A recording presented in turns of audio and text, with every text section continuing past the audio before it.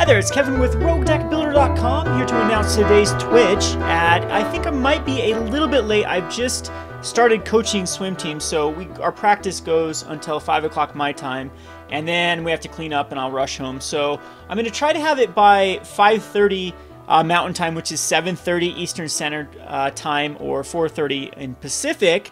And this week we're going to go over my top 10 cards that I'm going to miss post-rotation. I do this series every rotation time. I give a little bit of a shout out to my favorite cards from the previous sets that are rotating out, and we give one last hoorah. So for Twitch today, we are actually going to do honorable mentions. So I'm going to do a series over this next week of my top 10 cards that I'm going to miss post-rotation. But today on Twitch, we're going to choose 1, 2, or maybe all 4 of my honorable mentions and see what we can brew around. So Twitch is a unique experience. If you have not checked out Twitch, come over to twitch.tv/RogueDeckBuilder. It is live, so you can interact with me live. I try to keep up with the chat and interact with the fans.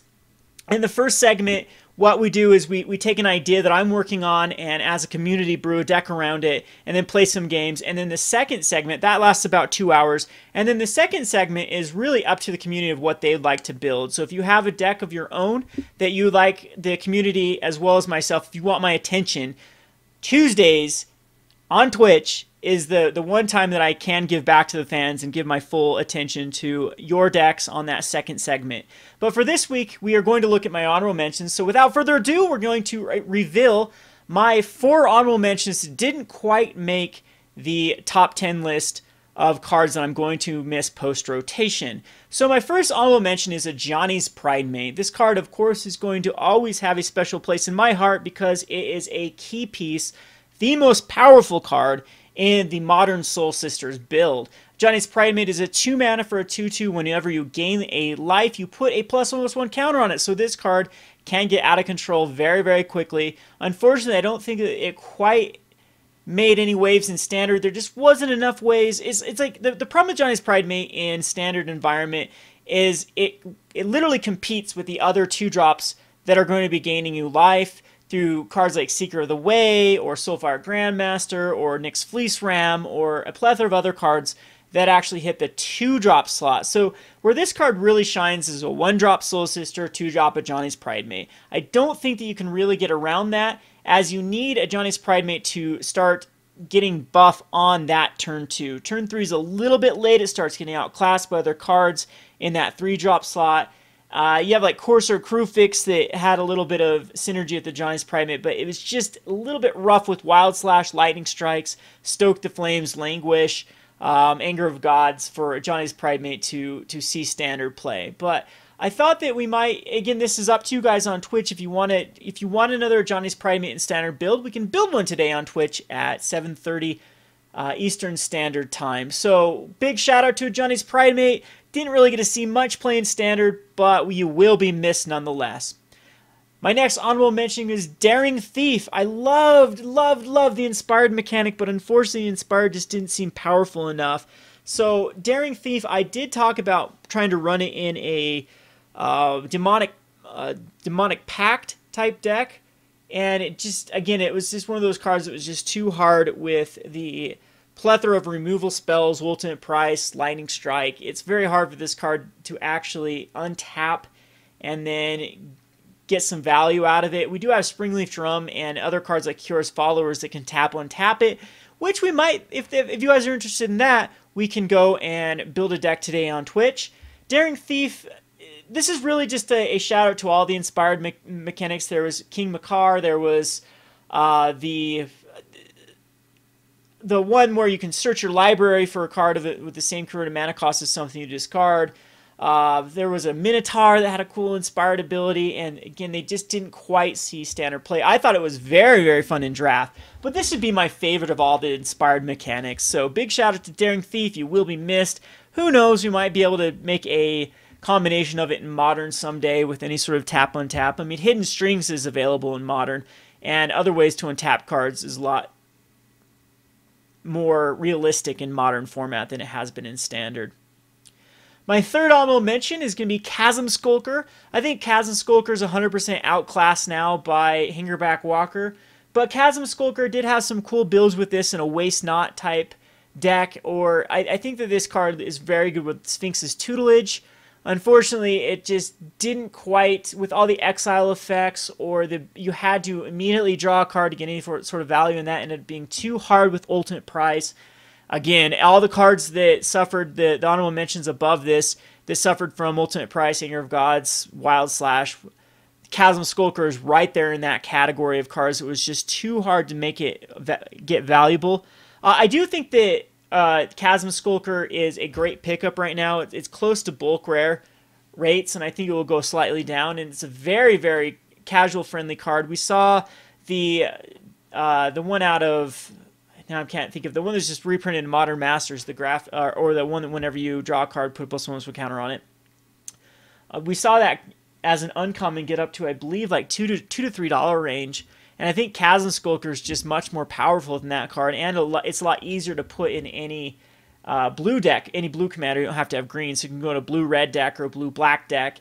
And again, Sphinx's Tutelage type cards, anything that draws you anything that goes along with drawing cards, Chasm Skulker's right there. We saw it with, like, I think the best combination I got with Chasm Skulker was the Days Undoing or Dark Deal, where you drew a bunch of cards and put a ton of counters on Chasm Skulker. I think it's a really cool design card that suffered from a very hostile standard metagame with all the exile spells and early removal spells.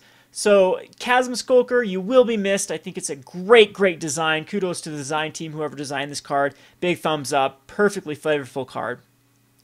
My last honorable mention, and I think this is really would make my top 10 if another card just didn't outclass it. The card that I'm talking about is Rally the Ancestors, outclassing Return to the Ranks. I do play Return to the Ranks in Soul Sisters as a 1 over 2 of in the sideboard. I think it is an incredibly powerful card. I'm thinking it was better when I had Squadron Hawk in the Soul Sisters build, because you can get back so many cards with Return to the Ranks. And like you Spectral Processions, and then Return to the Ranks can at least get back like 3 or 4 cards out of your graveyard late game. Modern seems to be what we call an attrition war, especially with Delver and other decks using like even cards like Pyroclasma and Jund Charm, where they take care of your early Soul Sisters aggression. And what you do against those type of strategies is you begin to card advantage them or win the attrition war by every card in your deck getting 1, 2, 3 cards. I'm actually starting to consider Squadron Hawk again, with the Delver decks becoming a lot more prevalent, or just a lot of the 2-for-1 like Kolgan's Command type cards, because Squadron Hawk fills up your hand. I do like Squadron Hawk with Martyr, and Martyr and Squadron Hawks were 2 cards that I did cut out of the Soul Sisters in favor of like cards like Secure the Waste, but it might be time to reconsider and go back to the old Martyr proc, or not Proclamation of Rebirth, but Martyr Return to the Ranks and Squadron Hawk build that I had about a year ago before Secure the Waste came out in the format. I do like Secure the Waste because of the instant speed is just incredibly powerful, and Return to the Ranks is actually pretty powerful with Secure the Waste. Secure the Waste, you can cast instant speed and then convoke on your main phase to convoke back a ton of creatures. So again, Rally the Ancestors was just a little more powerful with all the strategies that I was using Return to the Ranks for. But if you know me, any X spell recursion that recurs multiple spells, like we had Immortal Servitude in the past, and it's always going to be a focal point of what I do here at Rogue Deck Builder.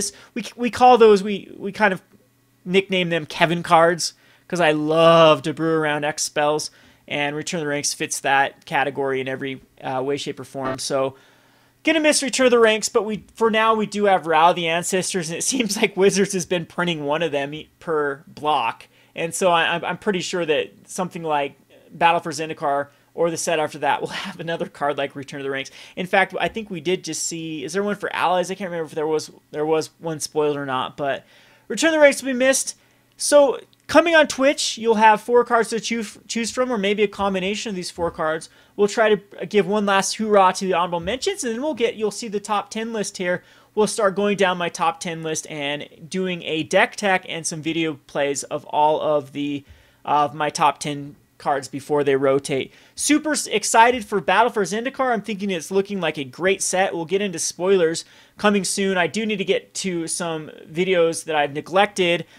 We have had all your submissions for the Rogue Master Brewer. I'm just going to pick my favorite and then showcase it and do some gameplay with that. So the winner of the Rogue Master Brewer will just, it won't be going down to a voting process. I'm just going to pick my favorite. And then we'll have another Rogue Master Brewer coming up. I've said it's going to be Vidalcan or Artificer Tribal. We'll probably have that at the start of October. So get your brewing hats on, or your brewing gloves, whatever we want to call it, and get started brewing with some Vidalcan Tribal. We did play that a couple weeks ago on Twitch, and I thought it was a great success, had some fun. So you can go back in my archives and see the Vidalcan or Artificer Tribal in action. Love to see you guys on twitch.tv/roguedeckbuilder. And that will be at 7:30 or 7 o'clock, 7:30-ish on Eastern Standard Time, which would be 4 o'clock Pacific. This has been Kevin with RogueDeckBuilder.com. Thanks for watching. Thanks for watching Rogue Deck Builder. If you'd like to support Rogue Deck Builder, I highly encourage buying a playmat by clicking the link to your left. Also, if you enjoyed these top 10 videos, click on the top 10 icon to see the full playlist. Also, be sure to like, comment, and subscribe. Thanks for watching.